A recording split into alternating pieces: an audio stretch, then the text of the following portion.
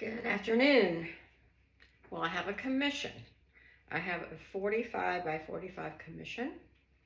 So I thought this would be a good chance for me to talk you through the stages of doing a commission, let you see the progress, and understand what you have to go through when you get a commission with a client and a client's spouse.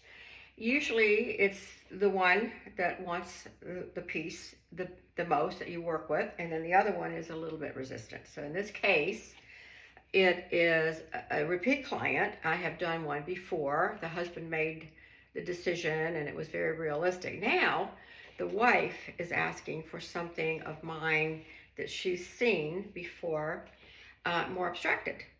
So the good thing is the husband's going along with it, and we have a detail of a piece I did. The client lives bi-coastal. So one house is in the mountains and one is at the seashore. So this reminds her, if you can see it, of the mountains, because it's an implied mountain. It's not really detailed, but you can see it's blue and gray like the mountains, with, of course, trees. In this case, evergreens. So here we go. This is going to be sort of what I'm going to be focusing on. However, the husband says, since they have two homes, if it's more coastal, if it comes out more coastal, maybe it will go in the other home by the ocean. So let's just see how it goes with these people. You can come along with me for the ride, and we can work on this at our next Mastery session. But today I'm going to start by toning. And you know I've toned before, and I have a canvas that I had prepared some time ago for something else that didn't happen, but it's already got a very light gray oil paint. I think I might have put some gesso with it. So I think it's black and white and then white gesso, just to have another layer of prime canvas. But it's going to be, it's cotton canvas and it's going to be this big. So I'm going to tone it. I'm going to tone it warm. I'm going to tone it in the orange family, which I've done for you before. But those of you that are new to Mastery and me can see the process of toning, and then we'll go from there. So hopefully by January 2nd, when I get with you again, we will go to the next session. So what I'm going to do is I'm going to give you two ways to tone a canvas. The way I did it for years and years until I found Cobra water mixable oils is I used Gamsol with regular oils. This is a Gamblin. Transparent orange, and I'm going to put it on my paper towel, just sort of a inch long piece, and then I'm going to wet it with a Gamsol that soak the paper towel, and I'm just going to tone it with the orange over the prime canvas. It's already gray on it. So I'm going to be doing a light tone of the transparent orange. What I love about transparent orange and the Gamblin family of the brand of Gamblin is that it shows what's underneath if it's transparent. And there's some grayish marks, but that's okay.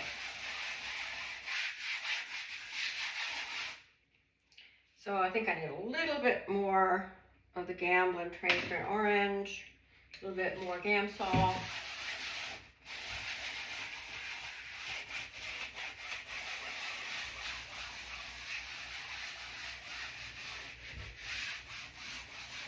When we settle on the sides, I just happen to have this canvas, and I didn't use it to go forward with the project that I was thinking about, so it worked out great. So this is baby wipes, and this is the non-smelly, non-lanolin ones. So I'm going to pull out this wet piece, and now I'm going to do the other part with Cobra water-soluble oils. So you can see, you can have two choices. Since I've been preferring the water-soluble oils in my life of late, I'm working in my studio in the house, so my husband hates the smells of oil. So this is my new favorite, but I just wanted to give you two choices. The Gamsol does not smell, as you know, and usually the Gamblin brand doesn't either, not a lot, but and the water-soluble Cobras don't either. So here we go. We're going to put the Cobra Cadmium Orange on this, and I want you to see the difference. So this is a little bit more vibrant. It will be similar. I have to use a little bit more of the Cobra than I did with the Gamblin, because it's just a different texture, I guess is the right word. So here we go with some more.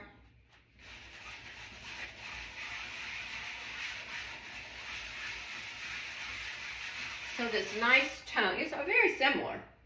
So this nice orange tone will dry, and then I'll start it. Probably what I'll do before January 2nd is do another one of these videos so that I'll have something to work with you on January 2nd that is, you know, more exciting than this. I'm not going to waste your time on video in the Cobra sessions with doing this. So you have two choices.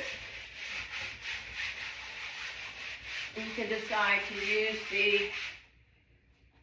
the old standard method.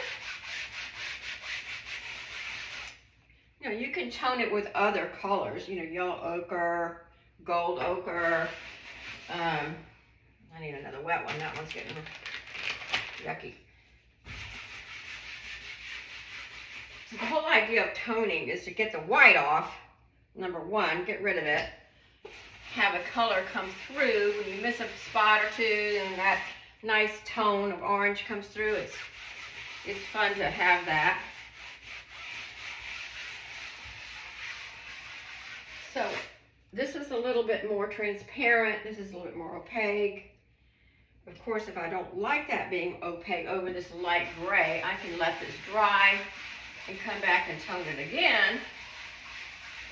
So it has a little bit more of an orange hue than this. Now it's just sort of a golden hue. So there you go. Get rid of the gap here. So it doesn't matter that I had a drawing on it. I had a little light drawing on it. It doesn't matter. The gray looks a little grayer. Maybe I'll let it dry and do another tone effect on top of it. But that's how I'm going to start. I'm going to tone it orange, and then I'm going to work in the three shapes: sky, earth, yeah, I guess these will be the mountains, and then trees.